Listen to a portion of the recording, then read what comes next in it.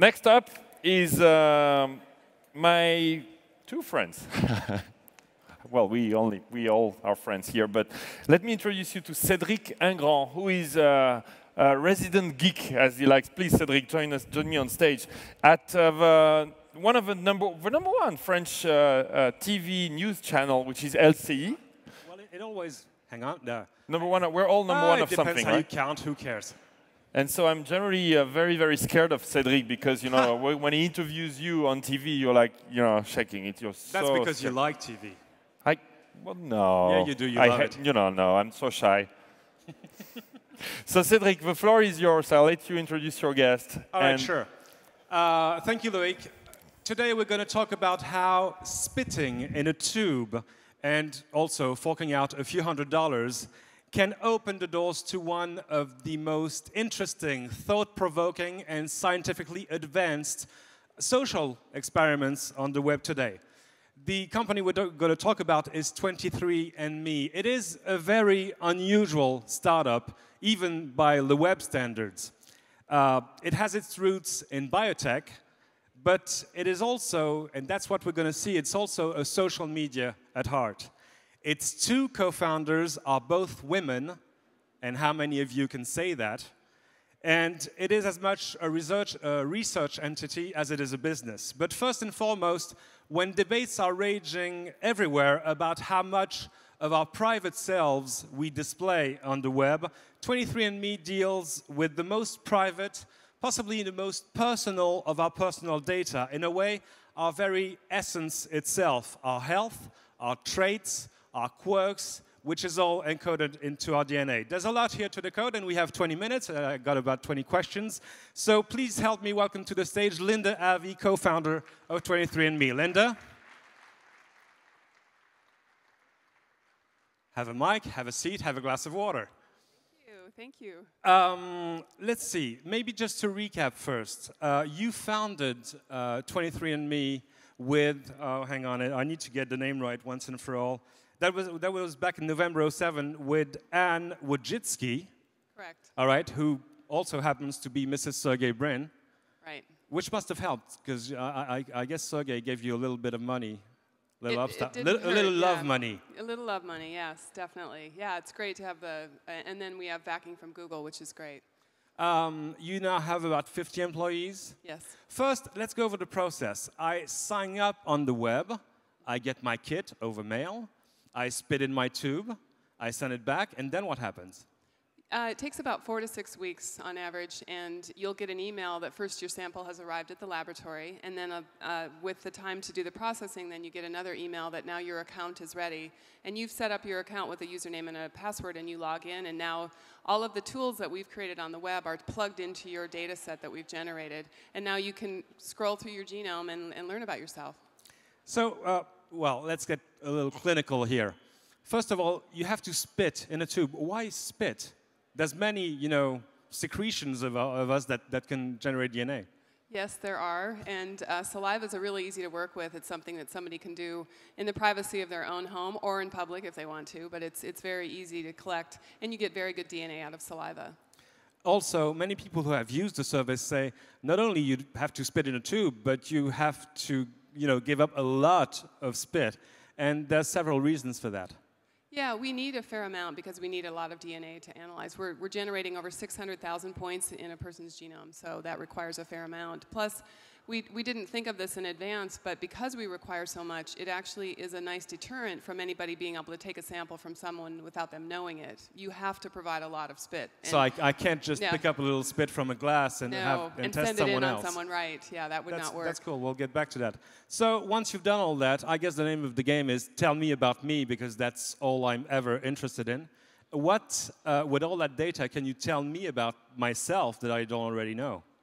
Oh, there's a whole wealth of information that's in your cells, and so what we do is we break it down into different categories, whether it's health-related or ancestry-related, but we look at it very holistically, and as much as we can tell people about their genomes, that's our role, to really explain what it all means, and then as we learn more, as the research community is publishing more, we'll continue to put those updates into your account, so you're up to speed on whatever the research community is finding out. Let's take maybe a few examples. What can I find out through my DNA?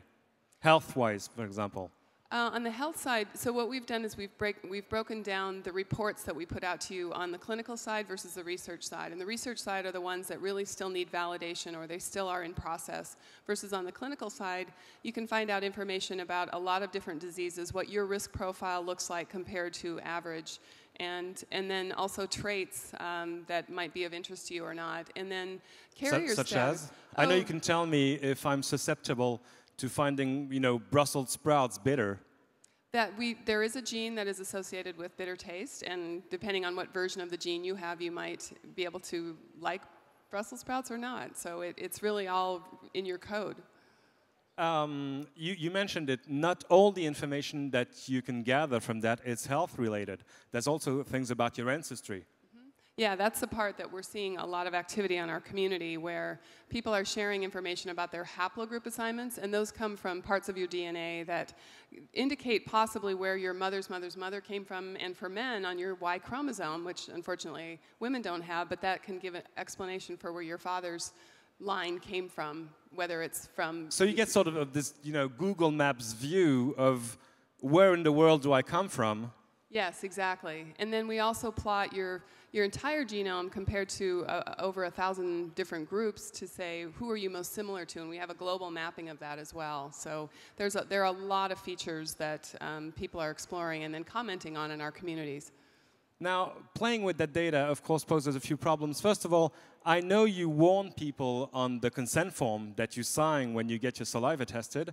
Would you say there can be downsides to getting tested? Are there certain things that people may not want to know about themselves? Possibly, yeah. One of the issues that we put right directly in the consent form is that there is instance, obviously, of false paternity, and you might find, and this would only be if your father had been genotyped and you were genotyped, you could see very clearly that you weren't related to him if that were the case. So there are definitely, but we just feel like it's the information and we're giving it to our customers, and it is what it is, and there could be some consequences from that, so it's something to think about before you sign up. Okay, let's get to how you handled that data. As a customer, how do I access my results? You access it online, and it's over the web through your personal account that you've set up. So we keep all of the data on the servers at 23andMe. We keep that secure. We also keep your genetic information separate from your personal identifiers. So those things are kept in separate databases. So we've looked to the banking world actually for the security measures that we want to employ to protect your information. Why access it online? Why can't you, just like send it to me inside an encrypted PDF, or maybe just, a paper printout? Well, it's a very dynamic service, and that's something that obviously web-based companies take advantage of, that we want to continually update the amount of information that we're serving up to you. So having a web-based service gives us that ability to constantly give you more and more information, because the research community is learning so much right now. So we want this ability to be very dynamic and engaged with our customers. What do you do to protect the integrity of that data? I mean, for example, what do you do to, prevent my bank, my employer, my, health provider, my insurance company from ever accessing that data? Well, we just don't allow access to anyone to come into the database. So that's, the first thing is that we will just fight that as much as we can. And then as far as, somebody trying to hack in, we have a lot of auditors, and we've been audited already where people are looking to try to breach our systems, and we've been doing very well, but we get continual advice on how to protect the information. So as much as we can, we try to protect that, and we think that's very important. That's usually what banks say when they've been hacked. I was at a conference earlier this year in Paris at the French Senate, and we heard a law professor giving a conference about the internet and privacy. And, well, I'm not sure how thorough his research was, but his take on it was, and I quote, "Google is now indexing your DNA." Now, I know it's a bit over the top, and he may have been overextending the facts just a little, but you understand how people could be nervous about having the most personal of their personal information stored online. Yeah, so it's not stored online, obviously, and we have backing from Google, but we're completely separate from them. So there's no Googling your genome as far as using Google, the search engine. So we have our own way to search your genome if you want to look for data points, but that's all done under the security of our servers and not on the web, so to speak. Back when you launched the service, to get yourself tested, it was cost you about $1,000, $9.99 exactly, and you just took the price down to $3.99. I mean, you did a little bit what Steve Jobs did to the price of the original iPhone. His excuse was competition. You have little competition to speak of, so what made you do it? Well, our mission really is to get the genetics into the hands of as many people as want it, and we feel like having the price be lowered gives it more people access to it, and we felt that was very important, and we'll continue to do that. We pass along the savings, but the technology is getting so much better, cheaper, faster, that we are able to share that savings with our customers. What would you say the mass market price of DNA testing would be? Is it $99? We'll continue to test that. We'll see, but we're seeing a huge influx now of customers based on the recent price drop. So I think we're getting close, hopefully. I mean, you've just dropped your price by 60% in 1 year. So if you keep doing that for a couple of more years, we're going to be in the $100 territory, right? Well, that's for the service that we offer right now and the data set that we generate. And what we see happening right now is whole genome sequencing is coming along. There are next generation platforms that are going to be driving that price down, but we're talking, we generate 600,000 data points. The whole genome is 3 billion, so that's a huge jump, but already we're seeing that technology coming down. So we'll probably shift to a bigger data set, which will be at a higher price, but all of this is going to continue down in the right direction for consumers. What not many people know is that you don't actually do the DNA testing in-house. You outsource it. It's more or less a commodity now. Do you see yourself more now as a biotechnology startup, or more as an internet company? Yeah, some people have even suggested that we're a social media company. So I do think we're all about the interface of between you and your genetics. What does it mean? And being that interpretive layer of genetics. So whether or not you consider that a biotech company, I guess it's all in the definition. Because, I mean, in your sense of the word, it does have a thing. For example, you want users to be able to share their results with others, which begs at least 3 questions. What part of their data do you want them to share, with whom, and to what end? And that's where we leave it up to our customers to decide, do they want to share just information about their ancestry with other people, or do they want to go further into the health-related reports that they could share with maybe family members. So we leave that up to the individual. It's, there are options that you can choose, different levels of sharing, and we want to make it a service that the consumer decides what they want to do with the data, and not where we're deciding that for them. For example, you recommend testing, family members, siblings, parents, to compare their data sets with yours. What can you find out from this? Well, one of the fun things, especially if you get multiple generations, if you get your grandparents and the grandchildren, you can actually see how the genes have been passed down through the generations and see which grandparent might have contributed to your eye color or your sprinting genes, that sort of thing. So that. You mean you're going to be able to tell me why I'm losing my hair when all the guys in my family have full heads of hair? Well, we need to study balding much more, but that's eventually what we hope to find out. So I can point to the culprit and say, exactly. This is my great-grandfather. You have to pay for the Rogaine grandma. Bald. Yeah, exactly. Do you do now family discounts? We do. We just offered, and we just have now for the holidays, if you buy 3 kits, the price drops to $329. No, not quite, but $329 per kit if 3 or more. And we are encouraging families to do this for the holidays. That would be great. I know you don't comment on, much of anything related to business, the business side of things, your revenues, size of your customer base. But can you give us a better idea of who your average customer is and what his reasons could be for using the service? Well, we just have anecdotal information because a lot of people are signing up, and because of the way our service works, we don't even know who necessarily is in the database, at least I don't. But it varies. There are people who are signing up who are adopted, and they're very interested in finding out more about their family history. their ancestry.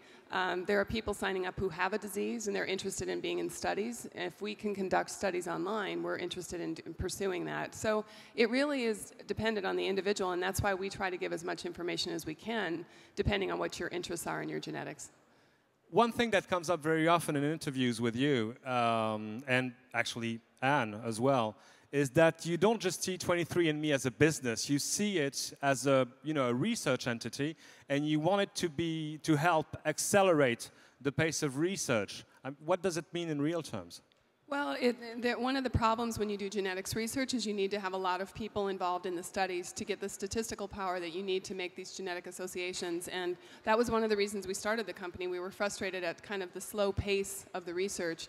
And a lot of studies were being funded, especially in the US, that were underpowered, unfortunately. It had to do with budgets at the NIH. So this is a new model. It allows people to be actively engaged. They can fill out surveys we put online, and then that enables studies that people are directly involved with, and they know what the outcomes are, and they feel like they're more of an active participant in it.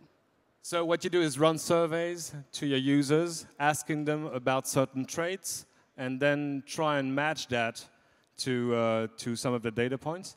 Exactly. So we have surveys that we'll put out, and we're developing those now along the lines of a lot of diseases like Parkinson's disease, a lot of different cancers. And once we know we have critical mass of a group of individuals who have a disease, we can compare them against people who don't have the disease. And it's a pretty straightforward analysis for us to do. They're called genome-wide association studies. So those are in the works, and we're excited about building communities to enable them. So for example, I have this trait. When I move from the shade to the sunlight, I sneeze. Anyone else in the room sneezes when they move to sunlight? Show of hands. A couple. Yeah, you see, there's a few. So maybe we'll get you on stage and spit in a tube for free and give the results, and she'll tell us which of our genes actually causes this. Will you just include those new results into whatever results you give out to your users? Or are there any other ways for you to maybe monetize that research? It's not so much monetizing the research. We want to get the information out to the research community, because when you find a genetic association, that's just the first step. The next thing you need to do then is do the follow-on biology studies. So we want to get the information out there so that people can pursue it and investigate it further. But we will publish as much as we can and get the information out to the general community. But we do think there will be other ways to monetize this gathering of all of these people without selling information. We won't sell genetic data ever. That's not the model. It's more about how do we bring this group of individuals or a subset of people who are interested in potentially being part of a clinical study, for example, and a pharmaceutical company might be interested in just getting word out to those people that they have a study of a drug that's suited to their genetics. So it's a connection at a very fundamental level, and we're going to be able to facilitate that. One last question before we give it up for Loic. You're a US company right now. You told me you don't have any definite plans. You're not going to open up offices in Europe and Asia right now. Can you think of any countries where the principle itself of 23andMe would be unwelcome? Not so much unwelcome, but there are countries like India, for example, they would prefer to keep all of their saliva samples, I think, in the country. So we would have to have a different model where we could potentially set up a lab in India. So there are different statutes with different countries that we have to be mindful of as we expand our services. But so far, we've been fine to be based in the US, but we are launched in Europe and in Australia and Israel now, and New Zealand. So we're continuing to expand the countries that we will sell our services in. All right, thanks a lot, Linda. I guess our time is up. Loic, come on back. Thank you. And give it up for Linda. Thank you very much, Linda and Cedric. So can we spit as well? Can the room spit a little bit? Haven't you done it already? You will conduct spinning. We should do a group spinning. Yeah. Linda, thank you so much for joining us. And Linda will be around, so you can ask Linda more questions. Thank you so much.